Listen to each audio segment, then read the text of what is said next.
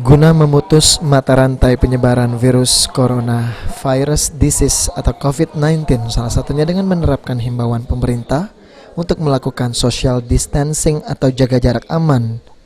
Satuan Polisi Pamong Praja Satpol PP Kota Palembang melakukan edukasi kepada warga dan mendatangi warnet serta rental game online atau PlayStation yang berada di Puncak Sekuning.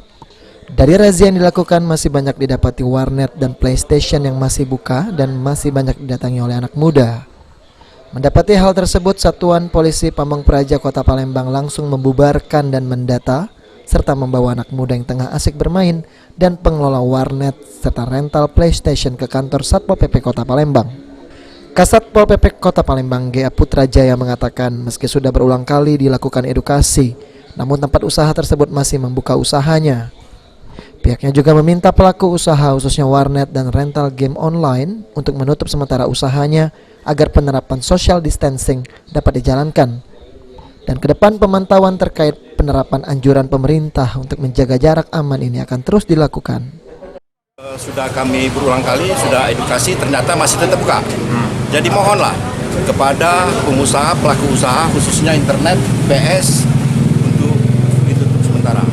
Karena bukan apa, sangat cepat penurunan COVID-19 ini, apalagi sekarang ini sudah ada penambahan dari COVID-19 ini. Tindakan seperti apa Pak? Tindakan ini seperti tadi, tidak mempunyai KTP, terpaksa kita dibawa kantor. Instansi yang punya usaha? Instansi, ya termasuk juga masalah izinnya, gimana kita. Heru Wahyudi, PAL TV.